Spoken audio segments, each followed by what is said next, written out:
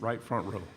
Hey, Coach. Good to see you. Good to see you again, Coach. AP Stedham, AP and Kelly, as we see at syndicated radio. Coach, you have a couple things with your offense and defense and special teams that are mandatory that you get to have a better season. Well, I think it starts with anytime you're talking about an offense, and I sat here last year and I would tell you that I had no idea who my 5 starting offensive linemen were going to be. That's an unsettling feeling, no matter where you are as a coach. We know who our 5 are going to be. We think we've got really good depth there. We've developed that offensive line. I think it starts there. I think it starts up front on the offensive line when we're talking about productive offenses week in and week out. Now, you've got to have playmakers. Let's face it. You have guys that have to make big plays because you can't go 3 yards, 4 yards, and win games. You have to score points in any league, and in particular the SEC. So to me, it starts up front, and then guys that can make big plays on the perimeter. Tie that into experience at the quarterback position, and I think you now have the makings of what you need on offense. Defensively, to me, it's been, right down the middle of your defense. Look, I think we all have gone to games. If you can't stop the run, you might as well go back to the concession stand because this is going to be a long day. So you start with being strong up the middle, and that means obviously the defensive tackle play, the middle linebacker play, the safety play, right down the middle of your defense. You have to build it there first and then work outside. To me, that's always been the way I've put together and constructed. And then you need selflessness on your football team to be really good in special teams. You've got to have your best players be part of special teams. It can't be a unit of second and thirds wanting to overachieve and be great. You've got to have your best players being selfless and understand how important it is to be part of special teams. Those would be, in a nutshell, how I would construct and put together offense, defense, and special teams. Left side, front row. Coach, 3 previous coaches at LSU have won national championships. Certainly no pressure, of course, but what is it about this institution that provides, kind of an infrastructure to do that? Unapologetic commitment to wanting to be excellent, both in the classroom and on the football field. I think a lot of universities sometimes want to apologize for wanting to be good at both, and I don't quite understand that sometimes. It takes resources, no doubt, but it takes, I think, a vision that says we want to do both. We want to be great in the classroom. We want to be great on the athletic fields. LSU wants that. That's the bar. I knew that, and that's why I wanted to be the head coach here. Left side, third row. Brian, obviously every program is different, but what do you think are some of the factors that make for a successful transition year that like the one you guys had last season? What are some of maybe the intangibles that have worked well that have you seen in an early stage of a program? Well, I think we had a good plan coming in, and the plan really started with understanding where the air was coming out of the tire. What were our problems? You have to sit back and assess where are our problems, and most of our problems were self-inflicted wounds. We had to clean up the things internally. We had to be more accountable. We had to have better attention to detail on a day-to-day basis. We had to be more committed to our academics. All those things carry over to what you do on the playing field. You're not going to forget your assignment. You're not going to miss out on the things that you're supposed to do in a timely fashion. So I think that's the first thing, and then you got to have your players clearly buy into that, and then hold them to that standard. A consistency of that approach is mandated, and if you don't, I don't think you can get that kind of quick transition. Right side, third row. Jacques Doucet, WAP-TV.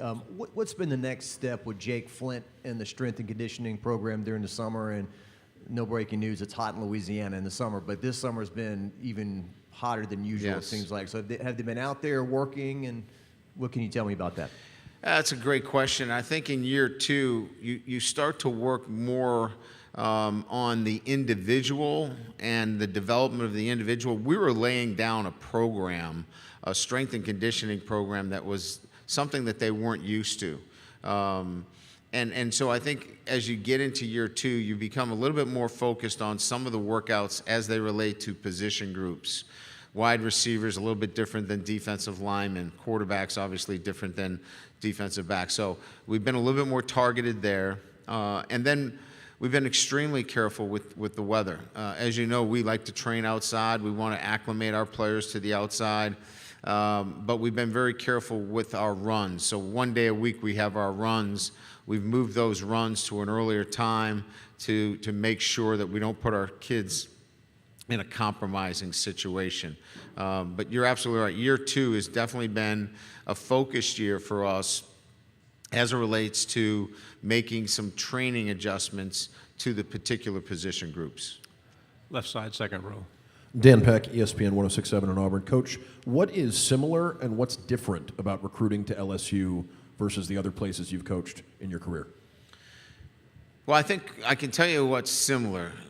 What's similar is that the calendar has changed so dramatically that it's making it almost a year-round proposition. We hosted official visits through the month of June. That had never been the case. I think we looked at, we're doing close to 44 out of the 52 weeks or 7-day weeks now in terms of our schedule. I think 10 years ago we were somewhere in the 36 range. So the schedule in recruiting has changed so much that it's forced so much more of a commitment in your time. And no one's complaining here. I'm just giving an answer to the question about the month of June now is a balancing act between camps and recruiting. What I think is unique about Louisiana and LSU is the players in state. First of all, there are great players in state, and we have to identify them all and recruit them well. But if we do that, they'll come to LSU. Other schools I've been to, in Notre Dame in particular, I had to go to a particular state and pull the best player out of that state. That's a lot harder than being in Louisiana and being the flagship university.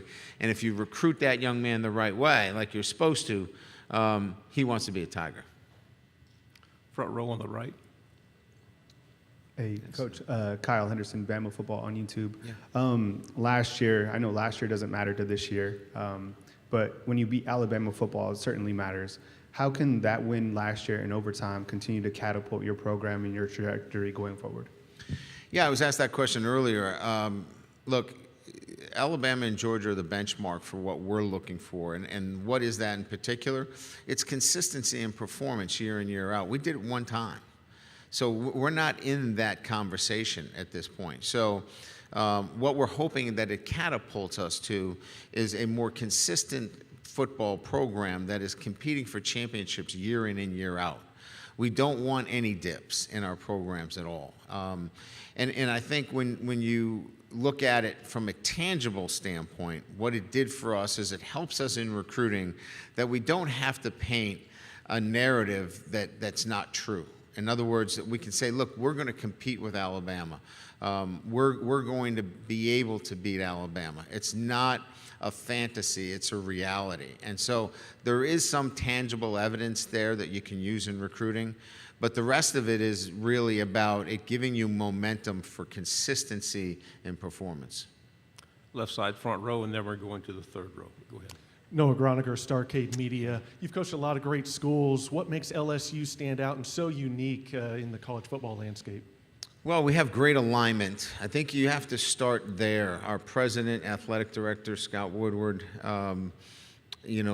Kelly Zinn, our chief officer. I think those things are sometimes missed when you're talking about success of a program. We've got great alignment there.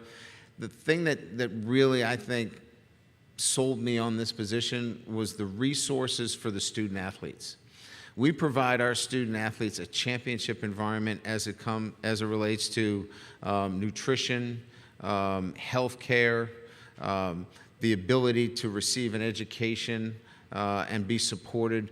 All of those things matter when you talk about a successful business or organization, and having the resources, and then being collaborative and cohesive. You know, people ask me all the time about championships at LSU. You know, Kim Mulkey's helping us recruit. Jay's helping us recruit. Those guys are national championship coaches, and they're helping us recruit. So I think that that's important as well, that you have a collaborative and cohesive department. On the left, third row, and then we'll go to the gentleman in the blue in the back. Kennedy Wright with CBS 42. Coach, is there a 2-quarterback system foreseeable this upcoming season with Jaden Bridges and Jaden Daniels, and Garrett Nussmeier? It depends on what you mean by 2-quarterback system. We're not going to rotate them in and out of the game. Everybody has a different opinion as to what that means. We think they're both capable of being starters.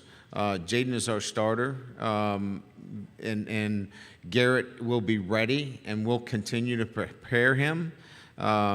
He got first-team reps in the spring. He'll continue to get those first-team reps.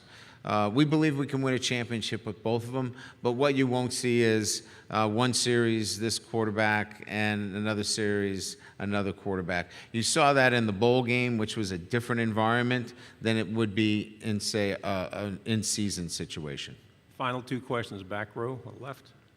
Coach, Commissioner Sankey was kind of talking about the expansion of the league in the other room just a few minutes ago, and I'm curious to know your thoughts on what it means to you, what you think of the conference expanding into with Texas and Oklahoma. Yeah, so I'm a newcomer to all this. Somebody asked me about East-West, and to me, the SEC is about the incredible depth of teams within this conference that are committed to playing championship football. And to add 2 other great programs in Oklahoma and Texas only makes it even better. Is it difficult? Yeah, but that's the SEC. If you want easy, go find another league. To me, this is why I came to the SEC, is to have this kind of competition week in and week out. If they let us play 12 SEC games, I'd play 12. I mean, I really would, and I know that sounds crazy, but to me, it's about playing those games every single week and getting the opportunity to see the kind of teams that we have in the SEC. So I know that's going to be like the front page story. Kelly wants 12. It's tongue-in-cheek. The point is, I love the fact that we can showcase our teams, and any way that we can do that, I think is amazing. Final question, right side, second row. Nick Alvarez, AL.com. Brian, what about Tommy Reese's personality, coaching acumen makes him a good fit at Alabama and to be successful in this conference? I think it starts with played the game at a high level, smart, builds great relationships with his players, and I think he understands the balance of art and science when it comes to play calling. Play calling is not just about analytics. It's just not about tendencies. You got to have a gut feeling. You got to know when to make those calls. He played the position. He knows it. He can balance those 2 things. I hope he has great success every game he plays against until we play him at LSU.